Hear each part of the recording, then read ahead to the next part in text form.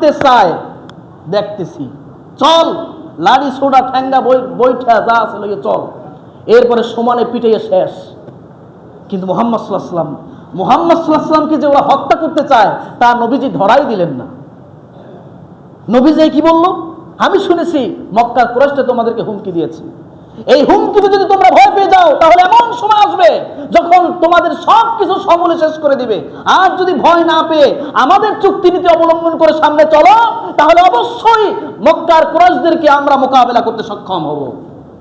এই কথা শোনার পরে আব্দুল্লাহ ইবনে উবাই, ওটা তো শয়তান, ওরা তো মৃত্যুর আগ পর্যন্ত হেদায়েত পায় না, ওরা জাহান্নামের কীট, কিন্তু তার সঙ্গে যারা যারা ছিল ওরা আল্লাহ নবী সাল্লাল্লাহু আলাইহি ওয়াসাল্লামের এই কথা শুনে তারা বলল যে ইয়া রাসূলুল্লাহ, আমরা ভুল পথে ছিলাম, আমাদেরকে আপনি এখনই কালেমা পড়াইয়া মুসলমান বানাইয়া দেন। সুবহানাল্লাহ। এখন আব্দুল্লাহ ইবনে উবাই চিন্তা করলো, হায় হায়, লোকজন তো কিছু ছিল, তার মধ্যে অর্ধেক এখন আবার মুসলমান হয়ে গিয়েছে। আর আব্দুল্লাহ ইবনে উবাই সেও কিন্তু মুসলমান, কিন্তু উপরে উপরে, সেও কিন্তু মুসলমান কিন্তু উপরে উপরে, নামমাত্র মুসলিম, মুনাফিক।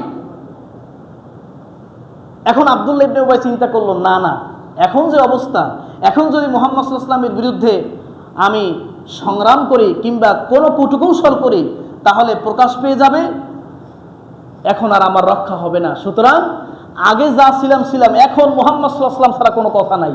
মুহাম্মদ সাল্লাল্লাহু আলাইহি ওয়াসাল্লামের সাথে নামাজ, তার সাথে দাওয়াত, তার সাথে সমস্ত পরামর্শে থাকা, সব কিছু মুহাম্মদ সাল্লাল্লাহু আলাইহি ওয়াসাল্লামের সাথে। আপনারা বলেন, এইটা কি মুহাম্মদ সাল্লাল্লাহু আলাইহি ওয়াসাল্লাম বা ইসলামকে হেফাজত করার জন্য, না নিজের জীবন বাঁচানোর জন্য?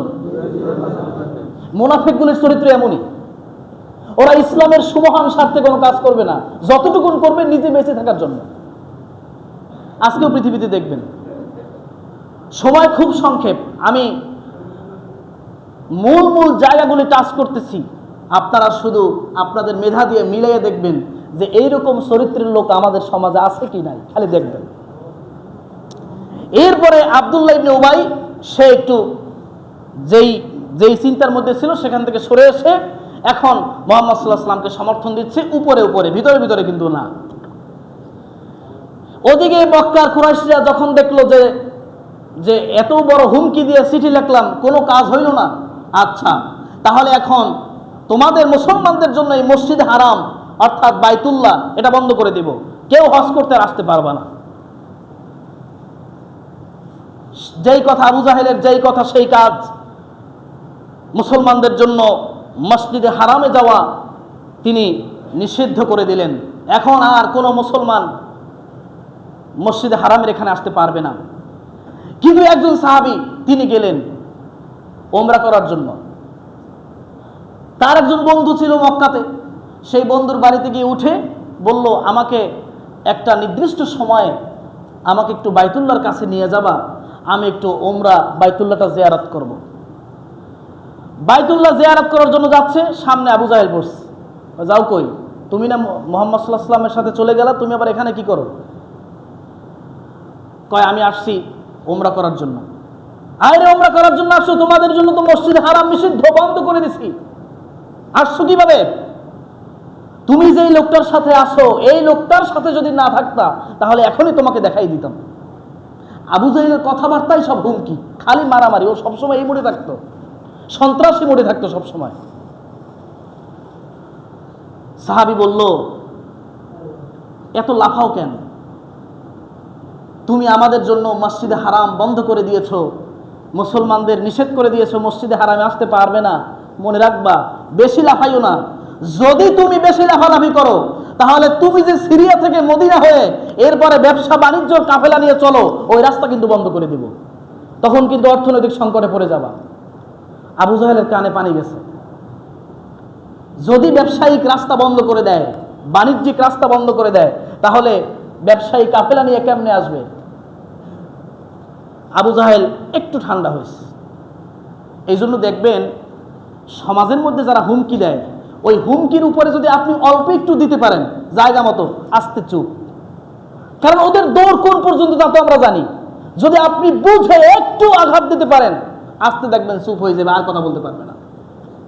কিন্তু যখন কথা বলবে তখন একদম হুমকি দামকি, তার চাইতে বড় নেতা আর কে আছে?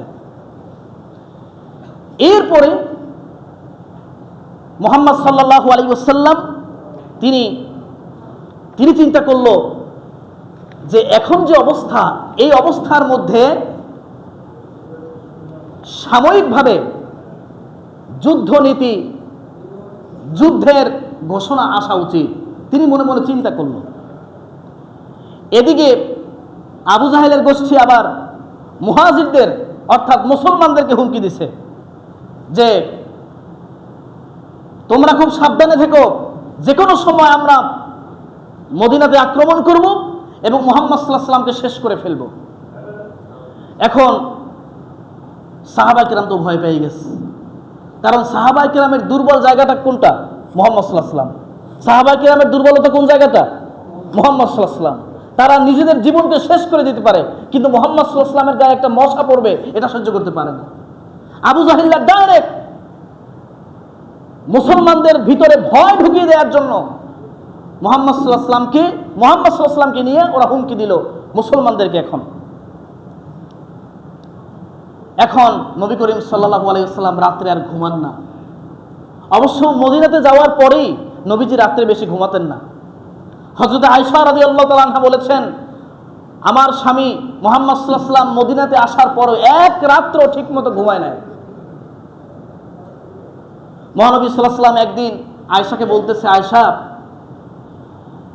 চারিদিকে মক্কার সন্ত্রাসীদের যে উপদ্রব, যে কোনো সময় তারা হানা দিতে পারে।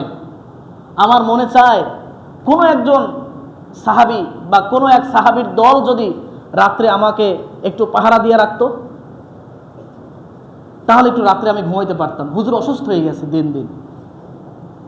এরপরে এক রাত্রে হুজুর সাল্লাল্লাহু আলাইহি ওয়াসাল্লাম শুয়ে আছেন, হঠাৎ করে তিনি তরবারির গুঞ্জন শুনতে পেল, আওয়াজ শুনতে পেল।